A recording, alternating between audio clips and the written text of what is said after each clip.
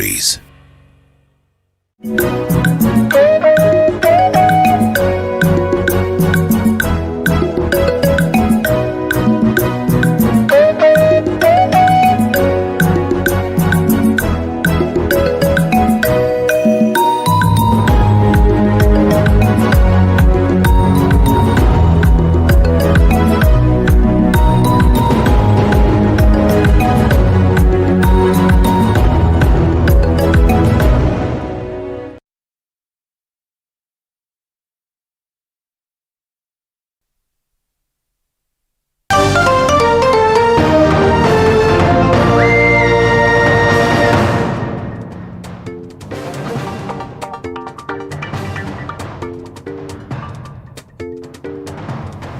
Well, a very good evening to you and a warm welcome to TV 47 News Tonight. I am Musa Salah, coming up in the next 60 minutes.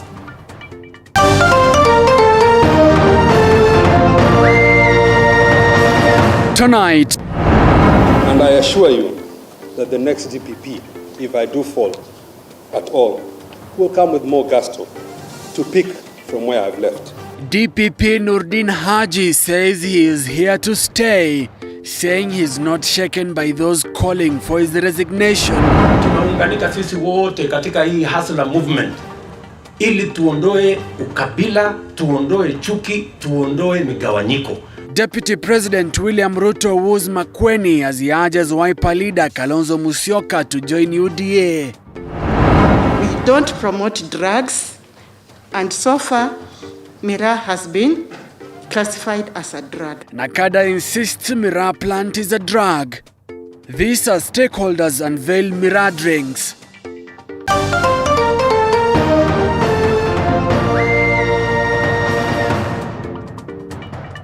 Welcome to the broadcast. Rooney Macau is our sign language interpreter. TV 47 News Tonight begins right now. Deputy President William Ruto camped in Makueni County today, and he called on Wiper Party leader Kalonzo Musyoka to join his party, the United Democratic Alliance, as Joash Onsare now reports.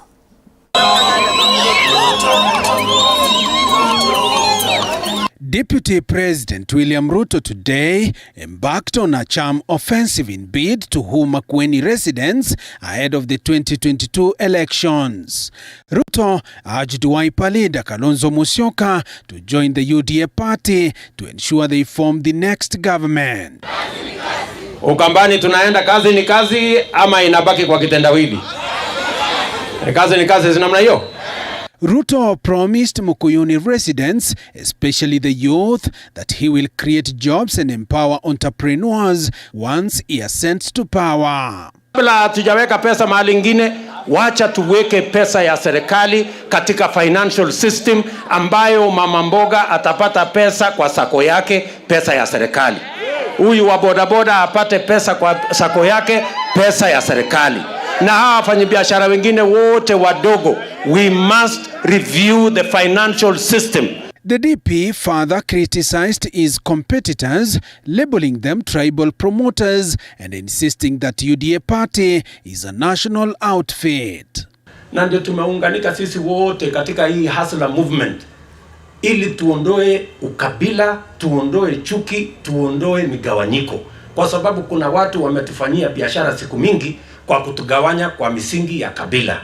Leaders who accompanied Ruto took a swipe at Interior Cabinet Secretary Fred Matiang'i, Health CS Mutahi Kagwe, ICT CS Joe Mucheru, and their defense counterpart Eugene Wamalwa for allegedly campaigning for ODM leader Raila Odinga, saying they should focus on serving Kenyans.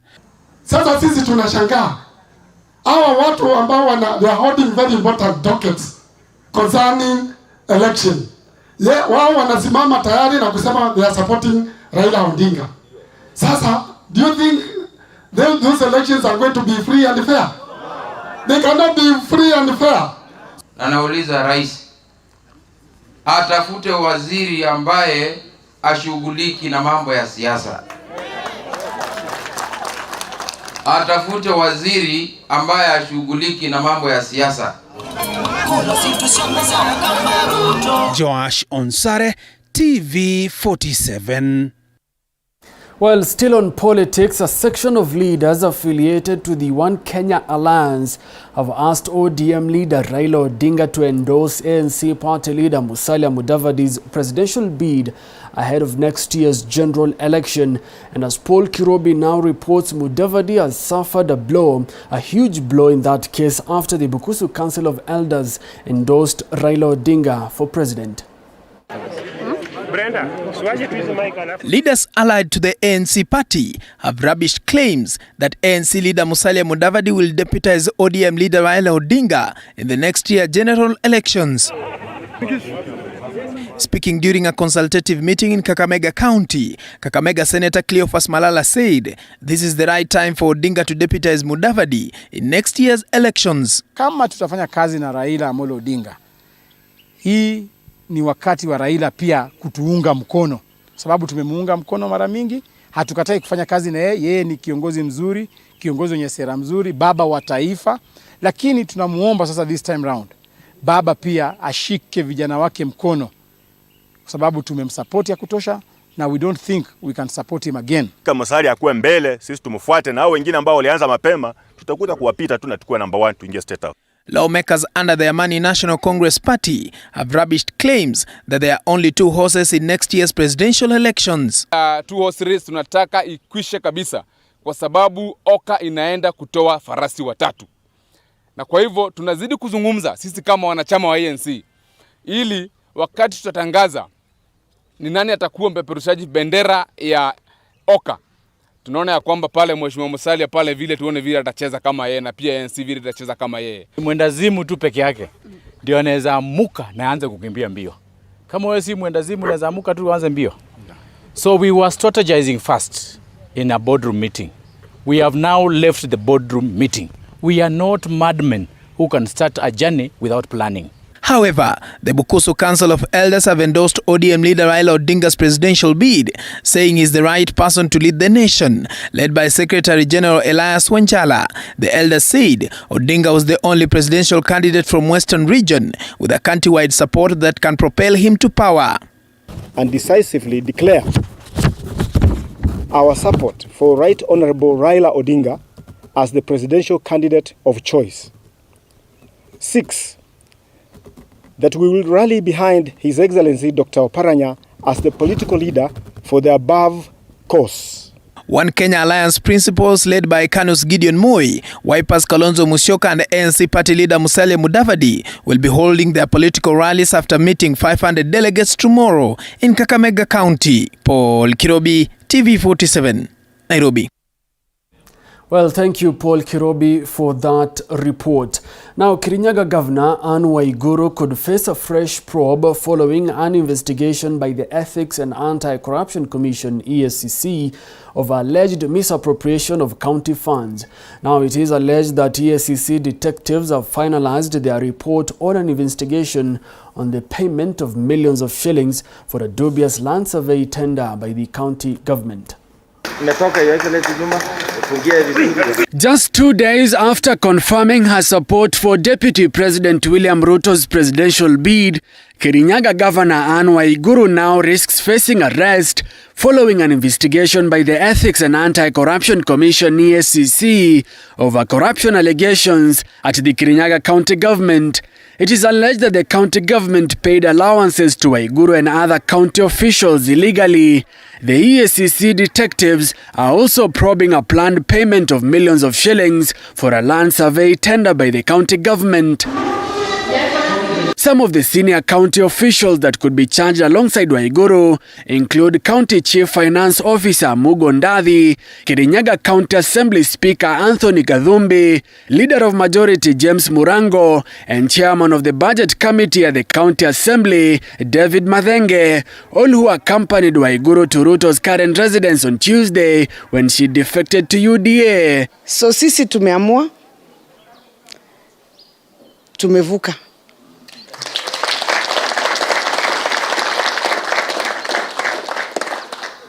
Nimesikia chama ni UDA na form ni hasla. Several leaders allied to Deputy President William Ruto have in recent months been implicated in image-tainting graft allegations, Waiguru dismissing the EACC investigation as political due to her current political affiliation with the second-in-command.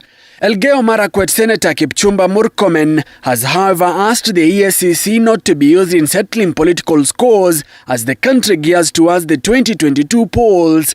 According to Waiguru, the latest probe is a plan to intimidate other leaders from exiting Jubilee, a plan she says will not work.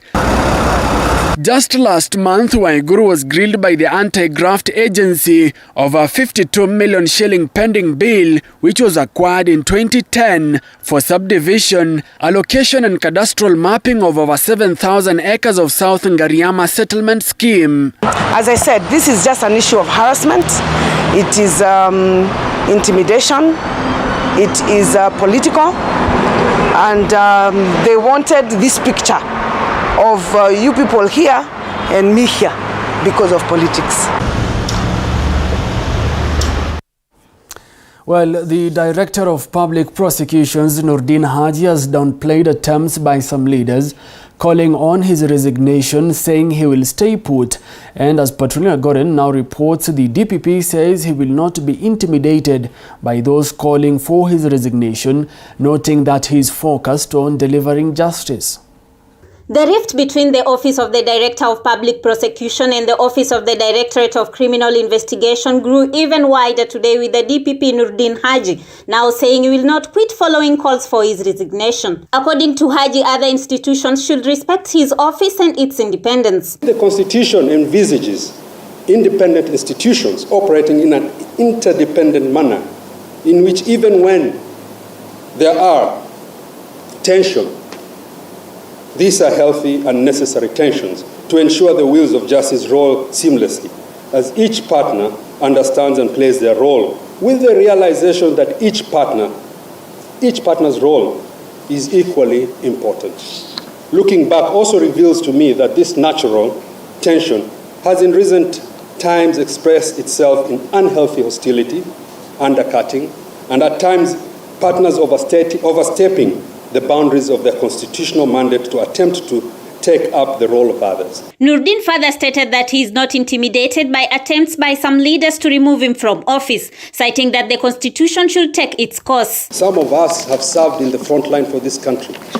I have served in Somalia fighting Al-Shabaab, and nothing will cover me as much as I know and as long as I know that I'm serving this country.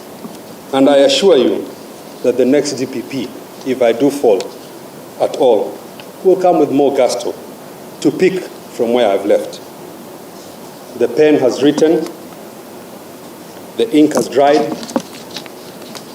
We will not allow any clawbacks on this Constitution. During the event, Chief Justice Martha Koome, who is the chair of the NCAJ, said that the reforms in the publications launched today will ensure effectiveness of administration of justice to all Kenyans. This strategic plan is our expression to the people of Kenya of our commitment as members of the NCAJ to actualize the constitutionally guaranteed right of access to justice, because it provides us the roadmap. In so doing, we will inspire public confidence in the delivery of justice and the rule of law. Performance in the judiciary is expected to improve following the launch of several policies and recommendations today. Patronila Goren for TV47 in Mombasa County. Well, 15 minutes past the hour, and Petronila Goren's report takes us to our first commercial break, but we'll be back with more. Do stay with us.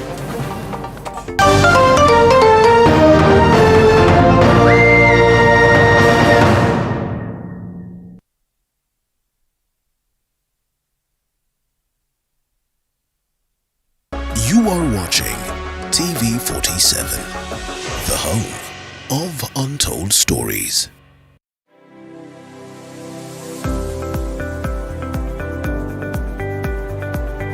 Every successful business offers a solution to a problem. It could be eyewear for your visual needs, automotive for your car troubles, or even art for your creative spaces. Here at The Grind, Violet Njoki helps quiet all the business noises and make sense of it all with business advice. The first thing is to start. Tips. They should be unique. And ideas. Put our product out there. Tunaiweka kwa social media. Every Monday at 7:30 p.m. Light up your Friday afternoons with edutainment. Alhamdulillah, no matter what comes my way, when I come in there is speed.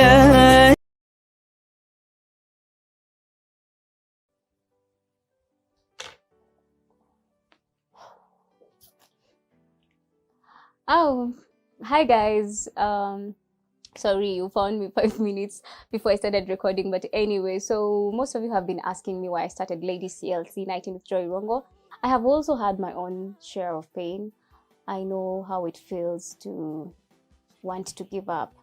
This is basically here to speak hope and inspire somebody who's going through a rough patch, to tell them that they can turn their pain into power.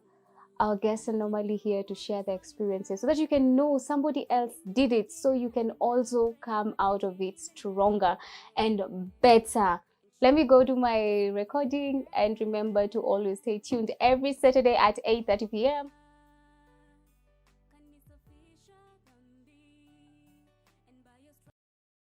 Undertaking husband. More details, visit our website www.mtrucklimited.co.ke.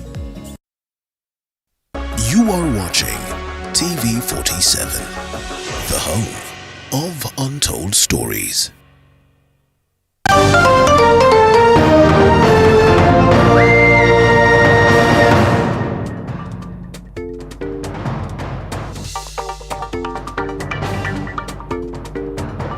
All right, welcome back. You're watching TV47 News Tonight. Keep talking to us. 22047 is our SMS line. You can also find us on social media at TV47 Kenya on Facebook, as well as at TV47K on Twitter. The hashtag to use is always TV47 News Tonight. Now, Interior Chief Administrative Secretary Winnie Gushu has been put to task over the rising cases of abduction and enforced disappearances in the country, as Elizabeth Mutuku now reports. Appearing before the National Assembly Committee on Security, Interior CAS Winnie Gushu was put to task over the increasing cases of abduction and missing persons in the country. Gushu, unable to explain the measures the ministry has taken so far, is that as CDF progresses with this development, can Parliament put more money for more employment? We'll create more employment, we'll have better security, we'll have a peaceful country, and we'll move together, Madam CS. We do acknowledge that there is a challenge and that it is something that we are looking at, and agreed it is very important, because supervision, if you don't supervise, then we have all these loopholes.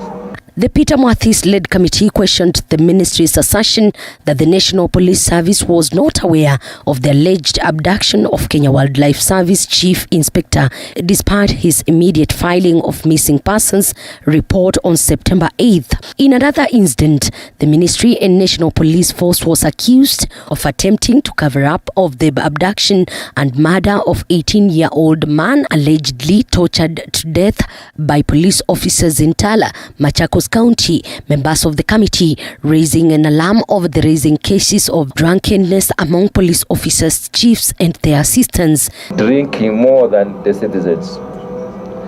I have lost 2 chiefs and one chief and 2 assistant chiefs, and the cause of death is illicit brew consumption. I don't know whether the ministry is aware. Chair, my question is, when people drink up to the point of dying, is it true that the DCC doesn't know? Is it true that the chief doesn't know the assistant chief is drinks? Shall we meet them in meetings drunk? Or an ACC in my place who would come to my function drunk at 9 a.m. in the morning. Drunk. When I asked the DCC, say that they are trying to rehabilitate the person. So I asked, why do you bring a person you are rehabilitating to face the public in uniform and they are drunk? I mean, you are just telling the public, like, this is the right thing to do.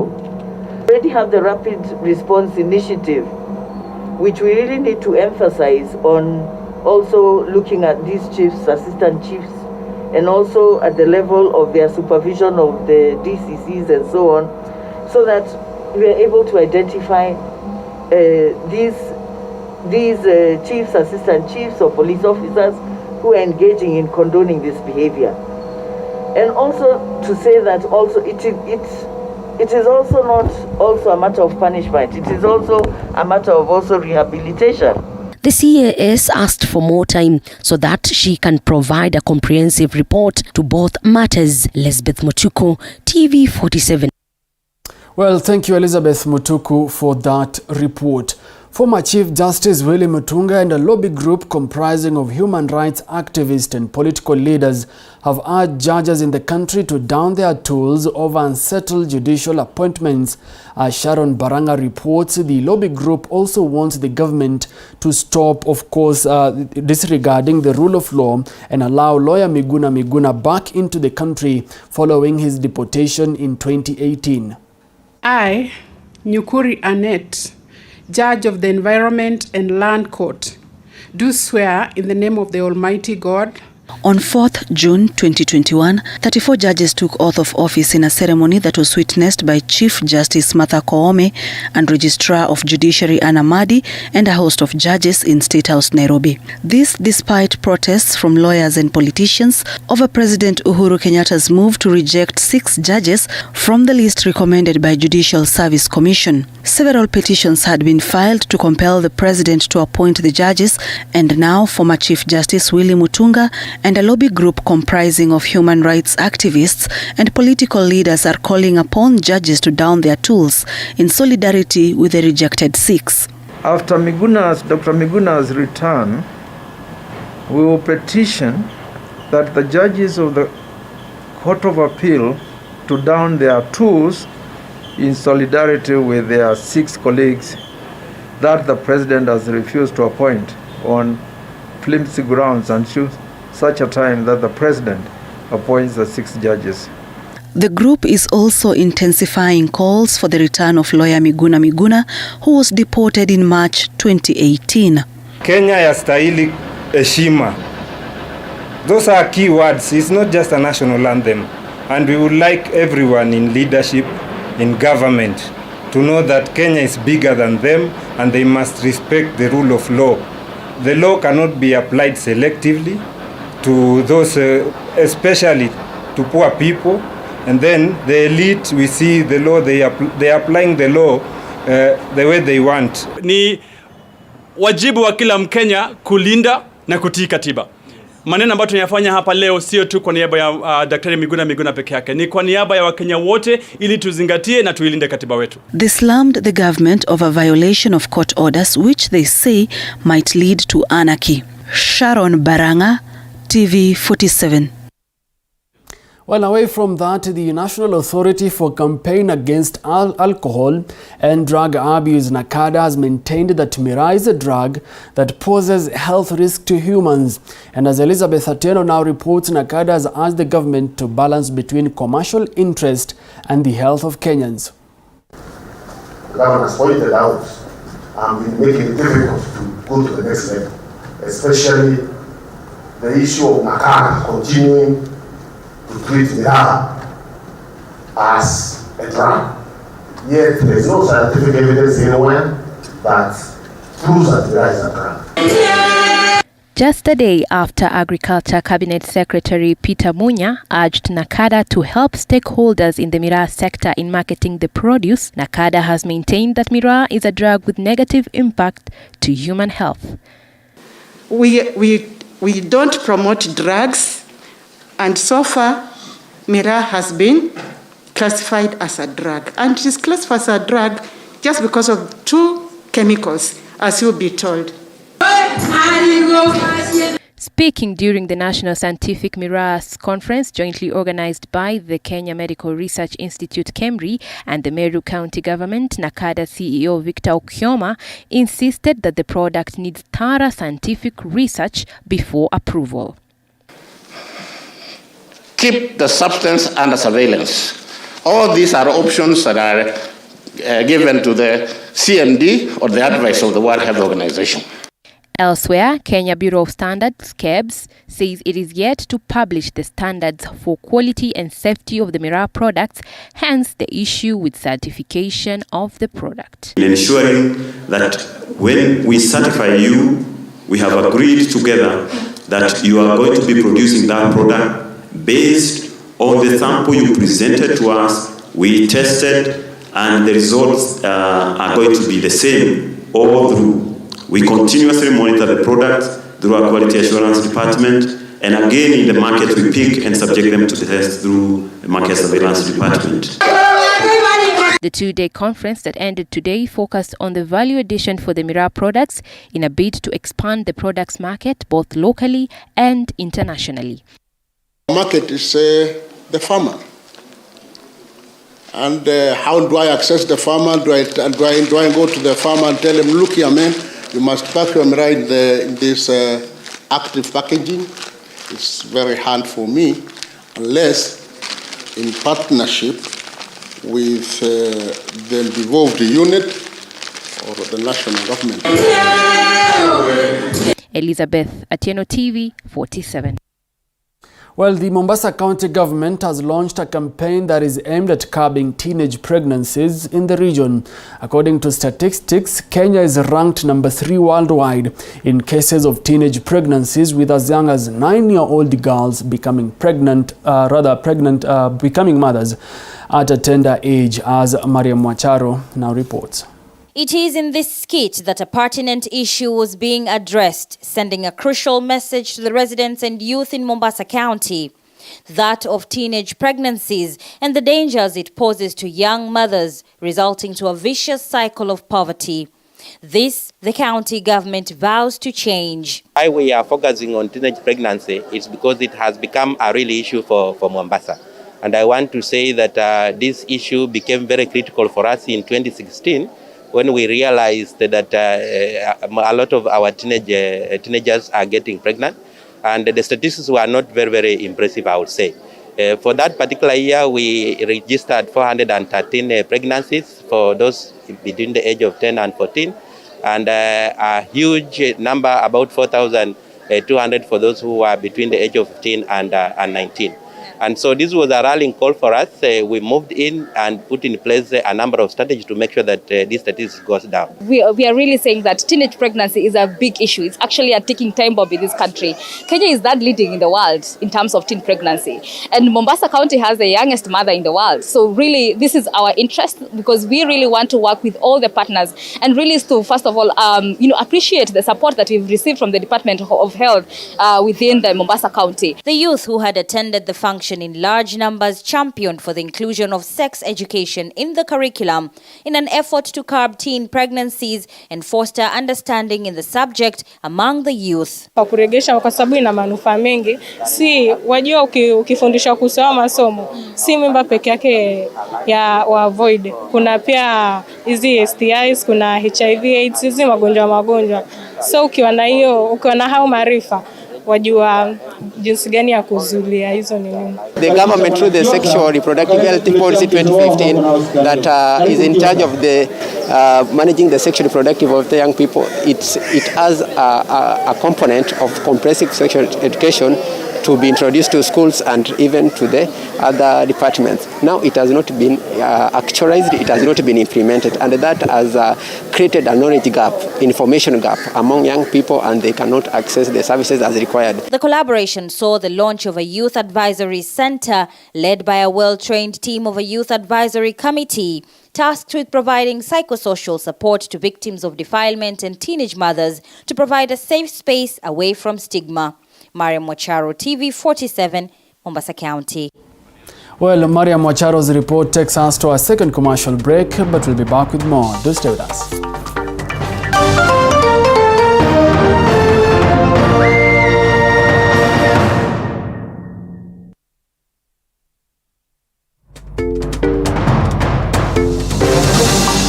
You are watching TV 47, the home of untold stories. Authentic.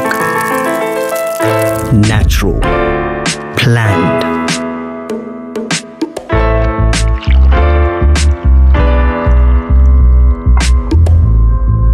Transforming.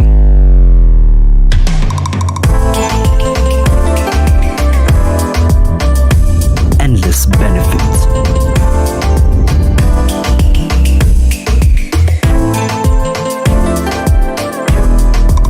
Slaty, purely Kenyan. Buy now on Jumia or Amazon. Next on Poker. Babe, tunasolve kitu sahi. Nimefukuza wasichana, sio nilikuwa shida ama? Shida yangu mimi na wewe is that you take us for granted. Walipa pesa ngapi? Aki sijui. Ni more than 50. 50 what? 50 million. Latoya, Kora, Dimo Kanisa. This is where the phone is. Location. Okay. Mwenye nyumba kwa wapi? Mpaka utuambie hiyo simu ni ya nani na inafanya nini hapa? Sijaiona.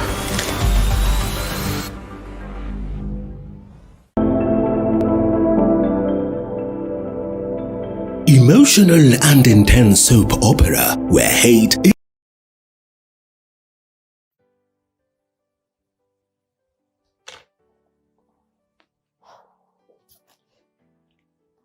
Oh, hi guys. Sorry, you found me 5 minutes before I started recording, but anyway, so most of you have been asking me why I started Lady CLC Nighting with Joy Rongo. I have also had my own share of pain. I know how it feels to want to give up. This is basically here to speak hope and inspire somebody who's going through a rough patch, to tell them that they can turn their pain into power. Our guests are normally here to share their experiences. the home of untold stories.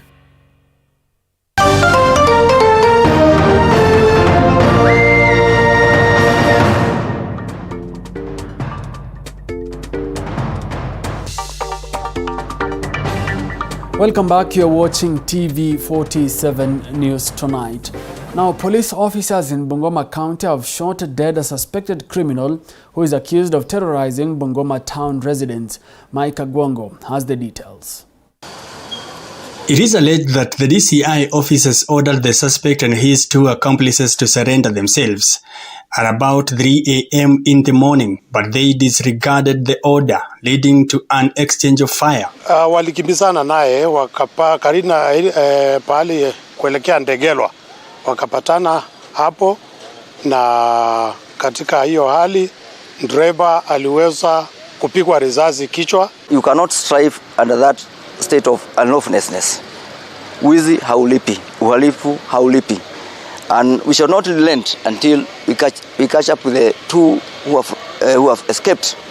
In fact, this marks now a breakthrough to this syndicate. During the exchange, the driver of the vehicle was shot and died on the spot, as his other two colleagues escaped on foot. Property believed to have been stolen by the criminal gang was recovered in the vehicle, among them TV sets and gas cylinders. Tunaendelea kujuguza zaidi, lakini tuna habari kwamba ni mmoja katika wale walikamatwa na CCTV wakiiba kule Chwele. Police in Bungoma are now urging residents who may have lost property in the near past to visit Bungoma police station for possible identification of the lost items. And as we near the electioneering period, some fellows will be trying to engage themselves in criminal acts. So I hope this will act as a deterrence to others with the same behavior, that their end is near. For TV 47, I'm Mike Kagwong. Well, away from that, Pope Francis has appointed Archbishop Philip Anyolo as the new Archbishop of the Nairobi Diocese. Following his appointment, Archbishop Anyolo will replace Cardinal John Njue, who retired in January after attaining the age of 75. Anyolo was born on the 18th May 1956 in Tongaren, Bungoma, and was ordained in 1983. Thereafter, he served as the Bishop of Kericho. He was later appointed as the apostolic administrator of Homa Bay, where he then also served as a bishop, and Anyolo is the current Archbishop of the Kisumu Catholic Diocese, pending his installation to serve at the Nairobi Catholic Diocese, taking over from the auxiliary bishop David Kamau, who has been the apostolic administrator of the diocese since Njue retired.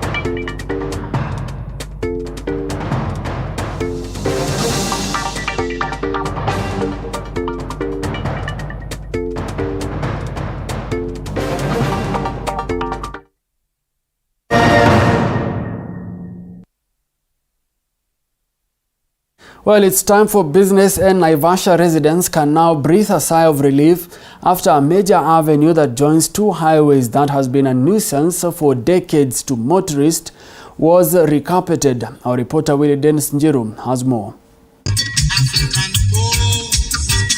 This is the freshly done 4 kilometers Kenyatta Avenue that plays Link Road on Nairobi-Nakuru Highway and the Mai-Mahiu-Naivasha Highway that for long has been a thorn to motorists due to its dilapidated condition.